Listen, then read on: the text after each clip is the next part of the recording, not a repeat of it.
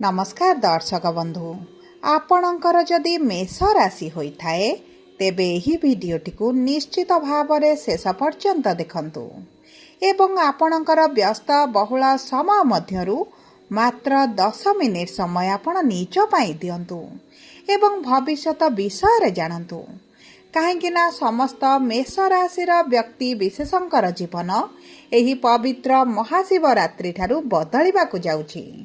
कारण ग्रह नक्षत्र चलन हेबाकु जाउछि एक बड़ परिवर्तन जहाद्वारा आपणक जीवन में चलीथिबा बहु दुख कष्टर अंत हेबाकु जाउछि एवं पुणी थरे एही महाशिवरात्रि ठारू आपणक जीवन में खुशी फेरिबाकु जाउछि। आपणक राशि रे एही शिवरात्रि दिन राजयोगर संयोग हेबा पई जाउछि। तीनोटी बड़ शुभ ग्रह आपणकर त्रिकोणर बा लक्ष्मी भाव को चलन करने को जाउछंती। शुक्र सूर्य मंगल जी आपणकर भाग्यर अधिपति लाभर अधिपति एवं धनर अधिपति अटंती एवं एही तीनोटी ग्रह आपणकर एकादश भाव को चलन करुछंती जहाद्वारा आपणकर भाग्यर गोटे बड़ परिवर्तन हेबाकु जाउछि एवं अनेक दिगरु अनेक गुड़िए लाभ आपण को प्राप्त हेबा पाई जाउछि। समस्त सुख आपण को प्राप्त हेबाकु जाउछि। एही महाशिवरात्रि ठारू पुनर्बार आपणक जीवन रे खुशी फेरिबाकु जाउछि। तेबे एबे आसंतु जानिबा एही महाशिवरात्रि ठारू कोन बड़ परिवर्तन हेबाकु जाउछि। एहा पूर्वरु जदि आपणकर भी मेष राशि होइथाए एवं आपण भी ईश्वर को आंतरिक भक्ति एवं विश्वास करंती तेबे वीडियोटी को लाइक करंतु। कमेंट बॉक्स रे ओम नमः शिवाय अवश्य लिखि दियंतु। ता सहित आम सह जोगाजोग करिबा पई वीडियोर मध्य भाग रे एक व्हाट्सएप नंबर टिए दिया जायछि जो नंबर साहाय्य आपण आम सह जोगाजोग करी निजर नूतन कुंडली प्रस्तुत करि परिबे, कुंडली विश्लेषण कराई परिबे किंबा आपणकर चाकरी विवाह व्यवसाय प्रेम संपर्क शिक्षा स्वास्थ्य को नहीं किछि समस्या रहिछि तार सहजरे एवं स्वल्प मूल्य रे समाधान करि परिबे। सेतिपाई आपण आम सह वीडियोर शेष पर्यंत जोड़ी होई रुहंतु एवं व्हाट्सएप नंबर माध्यम रे आम सह जोगाजोग करी निज समस्यार बहुत कम मूल्य रे समाधान करंतु। एबे आसंतु कार्यक्रमटी को आग को बढ़ाइबा। देखंतु आपणकर राशिर स्वामी मंगल शुक्र बुध सूर्यंक सहित शनिक राशि रे विराजमान करुथिबारु आपणक स्वास्थ्य रे समस्या आपण देखुथिले। कर्म क्षेत्र रे समस्या आपणकर देखा जाउथिला एवं आपणकर धनर समस्या मध्य बढ़ी जाइथिला एवं आपण ऋण आनिथिले किंतु ऋणटी को सुझी न पारी ऋणर भारटी आपणकर बढ़ी जाइथिला। आपण जो कार्य रे हाथ देउथिले सेथिरे आपनको सफलता मिली पारु नथिला। बहुत गुड़िए कार्य मध्य आपणकर अधारे अटकी रहिछि। बहुत गुड़े बाधा विघ्नर सम्मुखीन आपण हेउथिले एवं आपणकर मानसिक चाप भितर मध्य आपण गति करुथिले। परिवार मध्य शांति आपण अनुभव करू नथिले। शिक्षा रे समस्या देखुथिले एवं चाकरी रे बहुत अधिक समस्या रहिथिला एवं वर्तमान मध्य समस्याटी रहिछि। सबुठारु बड़ कथा हैला संतान संततिक पई आपणकर चिंता बहुत अधिक बढ़ी जाइथिला। आपणकर व्यापार रे पूर्व भली आ व्यापार आपणकर हेउ नाही। आपणकर लॉस हैला भली मध्य आपण अनुभव करूछंती। आपणक प्रेम जीवन हेउ बा आपणकर दाम्पत्य जीवन हेउ छोट कथा को नहीं समस्या बढ़ी जाउछि। मनमालिन मतभेद भली परिस्थिति मध्य आपणक संपर्क रे देखा जाउछि।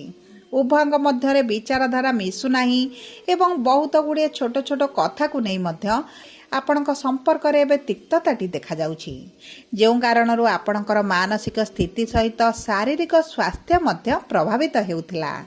तेबे एही भली जहाँ भी समस्या आपणक जीवन रे चलुथिला ताहा बे दूर हेबाकु जाउछि। आपणक जीवन रे पुणी थरे खुशी फेरिबाकु जाउछि।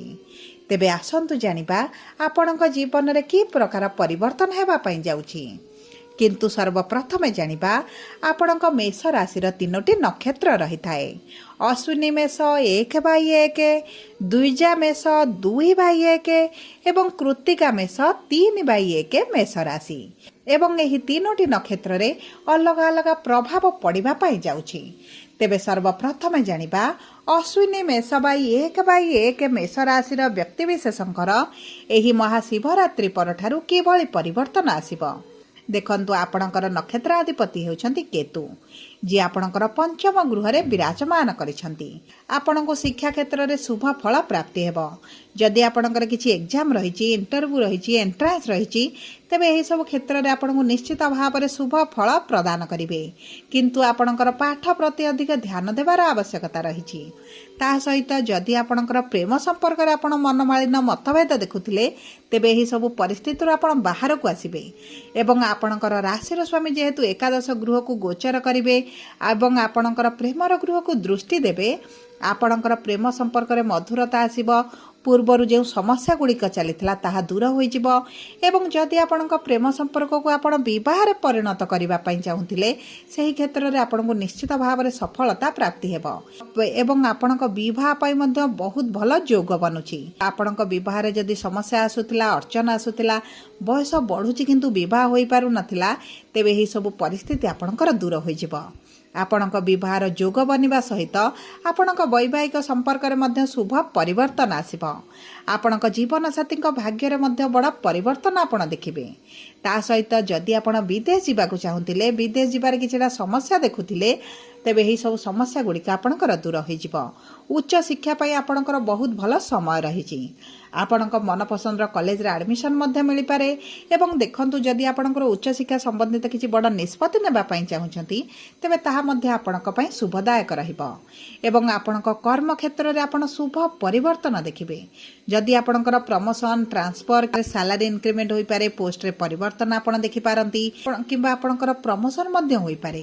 कारण जेतेबेले चारोटी ग्रह आपणकर दशम गृह रे थिले, आपणक प्रमोशन रे रोक आणुथिले, बाधा सृष्टि करूथिले, किंतु एही सब परिस्थिति आपणकर बदली जिवो।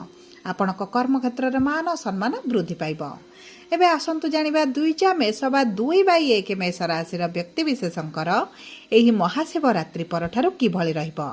देखंतु आपणकर नक्षत्राधिपति हेउचंती शुक्र जी आपणकर मित्रर राशि रे मित्रर गृह रे विराजमान करिवे। आपणक कर्म क्षेत्र रे इनकम रे वृद्धि घटिबो। आपणकर सैलरी वृद्धि होई पारे, नूतन व्यवसाय आरंभ करि पारंती, व्यवसाय को विस्तार करि पारंती किंबा आपणकर व्यवसाय संबंधित जदि किछि बड़ निष्पत्ति नेबा पई चाहुचंती, अति उत्तम समय आपणक पई रहिबो। आपणकर जदि सरकारी चाकरी रे किछिटा समस्या देखुथिले, सेही समस्या गुड़िक मध्य आपणकर दूर होइजिबो। जदि आपणकर सरकारक संबंधित किछिटा कार्य फसिकी रहिछि, अटकिकी रहिछि, किछि बड़ प्रोजेक्ट मिलिबार थिला, किछि बड़ डील मिलिबार थिला, तेबे एही सब क्षेत्र रे भाग्य आपणकर साथ देबो। देखंतु एही समय मध्य आपणकर मनस्कामना किछि ना किछि त पूर्ण निश्चित भाव रे होइजिबो। आपणकर आर्थिक स्थिति रे आसीबो बड़ परिवर्तन, कारण अर्थर गृहर स्वामी आपणकर लाभर गृह रे विराजमान करिवे। आपणकर जो लोन बढ़ी जाइए, करज बढ़ी जाइए, ताहा आपण सुझिबा पई धीरे धीरे सक्षम होइजिबे। किछि आपणको अचानक धन प्राप्ति होई पारे। विभिन्न दिगर आपणको पाखकु अर्थ लाभ हेबार बहुत अधिक संभावनाटी देखा जाउछि एवं ता सहित देखंतु आपणको स्वास्थ्य रे मध्ये आपण उन्नति निश्चित भाव रे अनुभव करिवे। एबे आसंतु जानिबा कृत्तिका मेष बा 3/1 मेष राशि व्यक्ति विशेषंकर एही महाशिवरात्रि परठारु किभଳି रहिबो। देखंतु आपणकर नक्षत्राधिपति हेउचंती सूर्य एवं आपणकर सूर्य एकादश भाव रे उच्च स्थिति रे विराजमान करिवे। जदि आपणकर सरकारी चाकरी पई परीक्षा देउचंती, इंटरव्यू देउचंती, एंट्रांस देउचंती, तेबे आपणकर चाकरी होई जिबार बहुत अधिक संभावनाटी रहिछि। ता सहित आपणकर जदि किछि नूतन जिनिस क्रय करिबा पई चाहुचंती, घर, गाड़ी, जान, वाहन किंबा किछि बड़ जिनिस क्रय करिबा पई आपण भाबुछंती, तेबे आपणक पई अति उत्तम समय रहिछि। आपण नूतन गृह प्रवेश करि पारंती, नूतन घर तयारी करि पारंती किंबा आपणक परिवार सहित एकत्र समय अतिबाहित करि पारंती। परिवार लोकं पई किछि ना किछि जदि आपण मन भितर भाबिचंती ताहा मध्य पूर्ण करि पारंती। आपणक मां को स्वास्थ्य रे बड़ परिवर्तन आसीबो एवं ता सहित आपणक पितांकर संपूर्ण सपोर्ट आपणकर रहिबो। जदि आपणकर शत्रु वृद्धि होइथिले, आपणकर शत्रु माने नाश जिबे। आपणकर कर्म क्षेत्र हेउ, पारिवारिक स्थिति हेउ किंबा आपणकर आसपास पड़ोसी रे हेउ, जदि आपणक शत्रु माने आपणको समस्या रे पकाउथिले, आपणक विरुद्ध रे रहिथिले, आपणक कार्य रे समस्या सृष्टि करूथिले, तेबे एही सब क्षेत्र रे आपण शुभ परिवर्तन देखिबे। एवं देखंतु एही समय मध्य रे जदि आपणक वैवाहिक संपर्क रे किछिटा समस्या चलुथिला, ताहा निश्चित भाव रे बदली जिवो। ଆପଣଙ୍କ ବିବାହର ଯୋଗ ବନିବା ସହିତ ଆପଣଙ୍କ ବୈବାହିକ ସମ୍ପର୍କରେ ମଧ୍ୟ ମଧୁରତା ଆସିବ।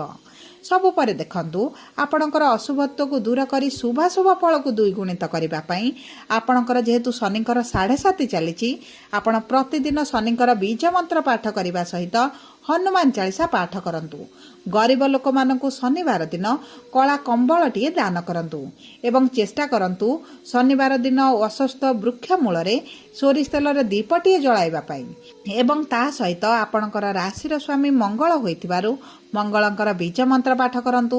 ହନୁମାନଙ୍କ ମନ୍ଦିରରେ ସିନ୍ଦୁର ଦାନ କରିଲେ ଆପଣଙ୍କ ପାଇଁ ଶୁଭଦାୟକ ରହିବ। ସବୁପରେ ଯଦି ଆପଣଙ୍କର ମେଷ ରାଶି ହୋଇଥାଏ, ତେବେ ଭିଡ଼ିଓଟି କିଭଳି ଲାଗିଲା କମେଣ୍ଟ ବକ୍ସରେ ଲେଖି ଜଣାନ୍ତୁ। ଯଦି ଆପଣଙ୍କ ପ୍ରିୟଜନଙ୍କର ମେଷ ରାଶି ହୋଇଥାଏ, ଭିଡ଼ିଓଟି ତାଙ୍କ ସହିତ ସେୟାର କରନ୍ତୁ।